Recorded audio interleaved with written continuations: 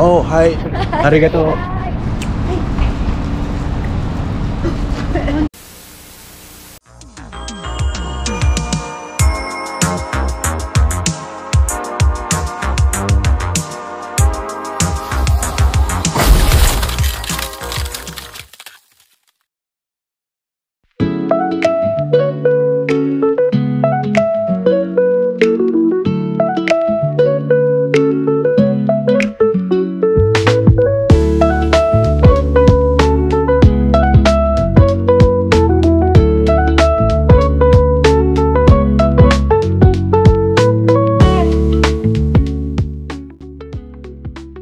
Hey guys, welcome sa isa na namang episode ng Bud TV. For this episode, join us as we travel back to Japan from Seoul, South Korea para mag-explore naman sa Osaka and Kyoto. This was our second time going to Korea and madami kaming na-explore na new places na hindi pa namin napupuntahan. And if you want to watch our Korea vlogs, you can check it out by subscribing to our channel. Let's go and explore Nishiki Market in today's video. Okay, so finally we landed in Kansai.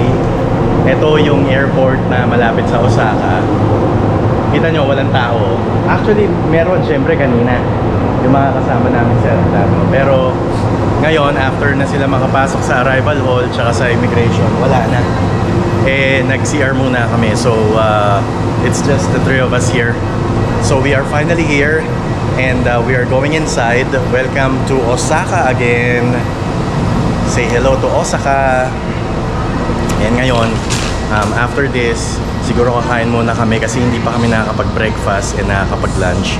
The time is 12:24 and gutom na talaga kami. Anyway, 3 p.m. pa naman yung check-in time namin sa hotel. So we still have time to eat and get around. Tara, hanap tayo ng pwedeng makainan after natin lumampas sa immigration. Okay, for my lunch, ito na, unagi, rice bowl, may kasamang salad, tapos yung miso soup. Perfect na perfect to sa sipon ko, mga kaibigan. Yun. Perfect yung sa may sipon. Ngayon, tikman na natin itong unagi. Natin masarap. Oh. Sarap siya. May sauce na soy sauce. Tapos yung unagi, syempre malambot siya, masarap siya. Tapos may kasamang rice.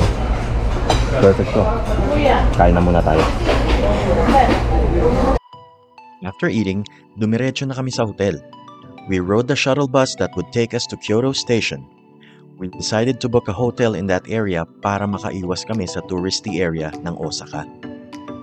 After magpahinga ng ilang oras, dumiretso na kami sa first destination namin, which is Nishiki Market. Okay, so nandito na tayo sa Goho Station. Nakakain na kami pala, by the way. Hindi ko na pinakita sa inyo yung kinainan namin, pero ito papakita ko sa inyo sa overlay kung saan kami kumain. Ang pangalan niya ay Yayoy.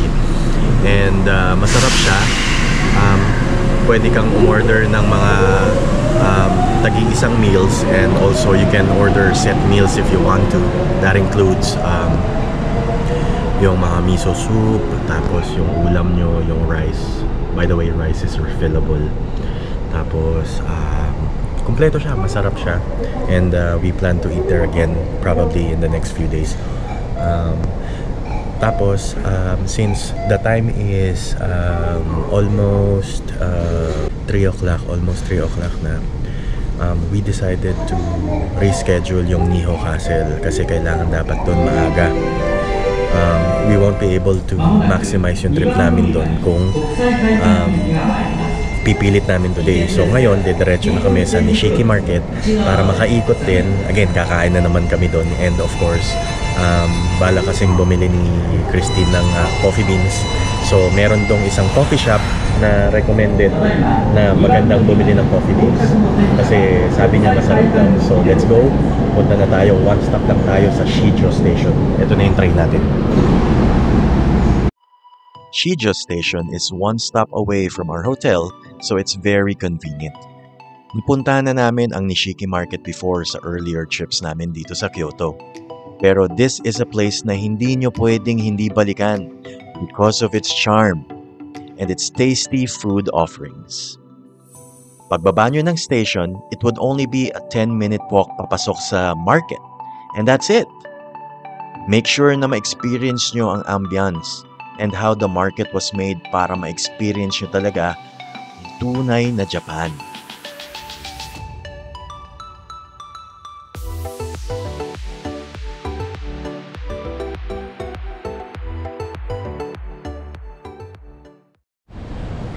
Ayan, sa wakas nandito na tayo sa sa Nishiki Market. Kailangan muna naming magpapalit ng ng yen or mag-withdraw sa ATM. We suggest that you go to 7-Eleven kasi maliit lang yung foreign transaction fee nila. Huwag kayong kung may chance kayo, wag na kayong magpapalit. Na lang, withdraw na lang kayo. Tapos dito, pro tip, dito sa Nishiki Market, cash only lang sila. So kailangan lagi kayong handa sa cash.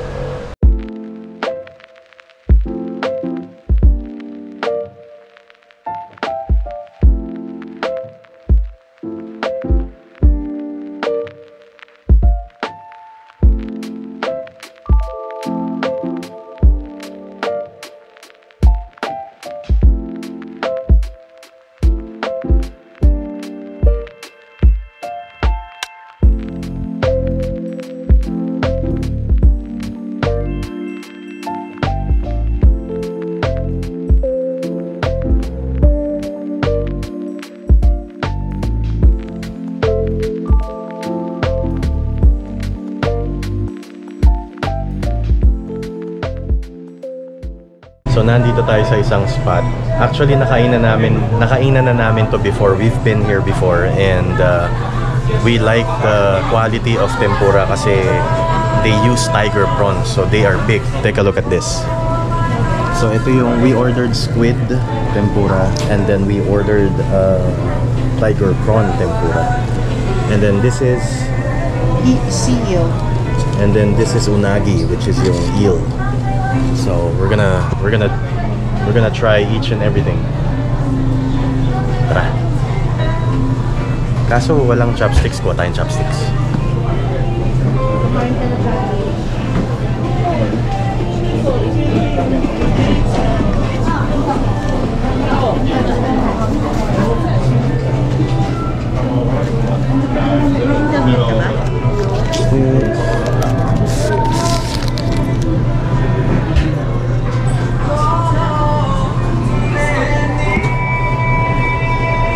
So unahin namin yung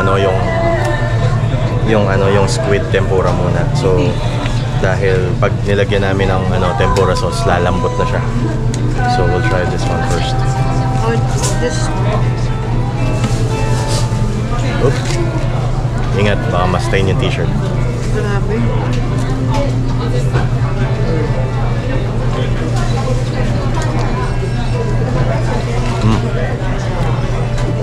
Ito talaga yun na-miss namin dito.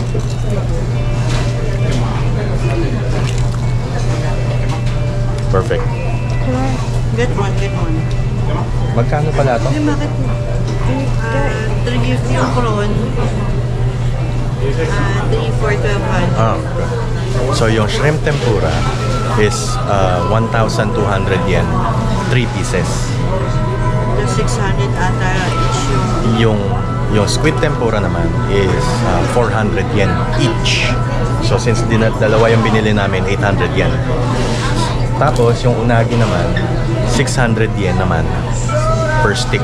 So bumili kami rin ng dalawa, so 1,200 yen din. Sarap to. Okay, next up, yung tiger prawn tempura naman natin. Alam mo, ito yung talagang pinaka-nasarapan ako sa lahat from the last trip na nagpunta kami dito. Ito talaga yung pinaka-nagusto ko. Ewan ko, siguro dahil baka gusto mo ng shrimp. Pero this is one of the best. Sausaw natin dun sa tempura sauce. Nakasulat dun sa container, tempura sauce. But it should actually be tempura sauce. Pero totoo naman eh, it's the source. Try na natin.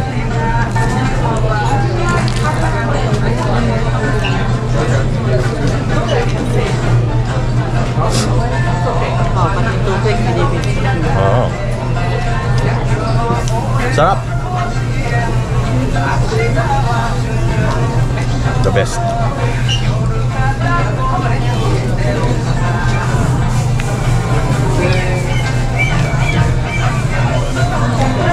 Mas masarap siya doon sa squid. Isa pa. Huh? Ayan, so lastly, ito yung eel tempura. 3 piraso to yung nasa steak should be. Oops, nagalaw. It should be 3 pieces. But, tinikman ni Christine yung other one. So, di daw niya nagustuhan. Let's check and see if this is good. You dunk it in the tempura sauce. The sauce.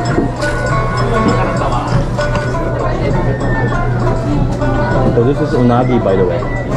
Unagi. Ito yung eel.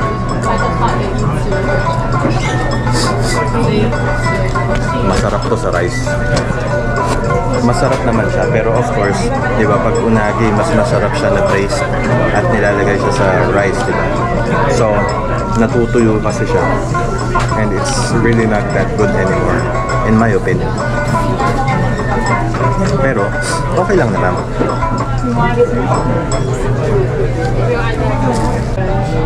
So, Yung waterfalls. natikman na namin yung lahat ng klase ng tempura na pwede namin matikman dito, pero ayun nga, ay highly recommend talaga yung tiger prawn. Ngayon, papakita ko sa inyo yung store kung saan kayo bibili, kasi around this market, napaka-konti lang ng mga tempura places na nagbibenta ng ganon lasa ng tiger prawn. Meron kami natikman doon sa other side, which is hindi ko nagustuhan, kasi ayun yung natikman namin last time na nagpunta kami dito sa Nishiki Market, and hindi siya kapareho. Although mas mura, hindi rin siya masarap. So now, punta tayo next dun sa pinupuntahan namin na soft serve na nagbebenta sila ng Hokkaido ice cream, Hokkaido soft serve, tsaka ng matcha ice cream. So tignan natin kung meron sila ngayon para makatikim tayo. Soft serve? Soft serve.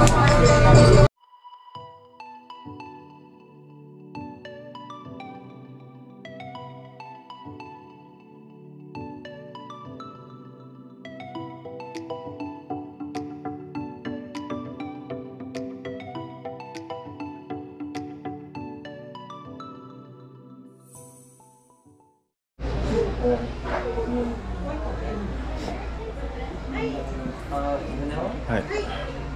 So, ice cream muna tayo. Ito yung sinasabi ko sa inyo na although the best pa rin talaga yun sa Hokkaido, yung soft serve nila. Pero syempre, wala tayo sa Hokkaido. Kaya, this would do.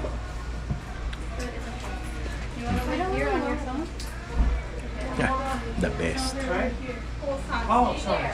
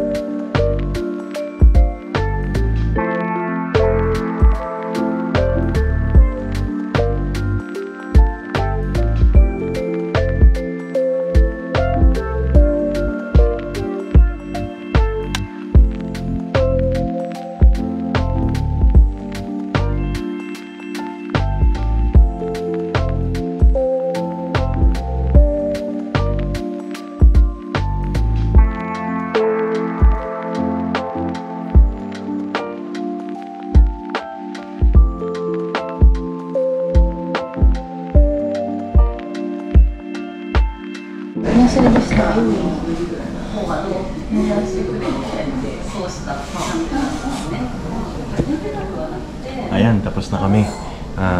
Nagre-refreshers lang kami dito sa isang coffee shop. Ewan ko kung nakikita nyo kami, madilim eh. Ayan o, madilim. But anyhow, magkita-kita tayo sa hotel. Tingnan, doon tayo magko-closing, tsaka kung ano ba yung mga remarks na pwede kong sabihin dito sa trip na to. Okay, finally we are back dito sa hotel. Wasted na naman tayo, napagod na naman, masakit na naman ang tuhod, masakit na naman ang paa, masakit na naman ang likod, kakalakad. Based sa walking tracker natin, ngayon ay tayo 12,106 steps mula kanina hanggang ngayon. So, mahaba-haba yung mga nalakad natin today. Marami tayong naikot sa Nishiki Market. And nakita nyo naman kanina yung mga pinakita ko na mga for sale, yung mga items, ano ba yung mga nabibili doon. Tsaka yung mga pwede nyo rin kainin. Meron din naman mga doon. Meron din naman na mga pwede nyong bilhin for to bring home, yung remembrance nyo or parang souvenir dito sa place na to sa Kyoto. And things, take away, yung mga pwede nyong or yung mga kailangan nyong gawin based from our travel ngayon. Kailangan nyo ng cash, number one. So if you have cash, as what I've told you earlier, mas maganda na withdraw na lang kayo ng pera. Kasi pag nagpapalit kayo ng currency nyo, let's say for example you're having US dollars or probably PHP or Philippine peso, medyo malaki yung difference. So kanina nung nag-withdraw kami, meron lang fee na almost like around 50 pesos, or in US dollars it's like around $50 na rate. 50 pesos. Pero sa US dollar ay nasa around $1 lang, or less than probably. But I think it's like around $1 and 20 something cents. So mas okay yon kesa kunin nyo yung exchange rate na mababa para ma-expand nyo rin yung inyong pocket money. Number 2, pili kayo ng mga areas or stores na pwede nyong kainan. Huwag muna kayong mag-stay dun sa isang store na nakita nyo na ang ganda ng itsura, dun na kayo kakain. Merong mas mura pero hindi rin ganun kasarap. So titignan nyo ng mabuti before kayo tumigil and mag-decide on what you want or where you want to eat yung mga foods na nandun. Tapos number 3, kailangan importante na meron kayong navigation, tsaka meron din kayong Google Translate. Importante yun kasi some other labels and some other signs aren't translated to English, so it's really hard to read or understand. So it's better for you guys to have those in handy para pagka kailangan nyo, it will serve its purpose. Ayun, so dito ko natatapusin yung video natin for today. Sana marami kayong nakita at nadiskubre, at sana this video would help you guys out in the event or in the future you would plan to go here in Japan, specifically in Kyoto and Osaka. So if you guys like the video, alam nyo na yung gagawin nyo, and please help us grow the channel for some tips and tricks by subscribing to Bud TV. Maraming salamat. We'll see you on the next episode. Bye-bye. Peace.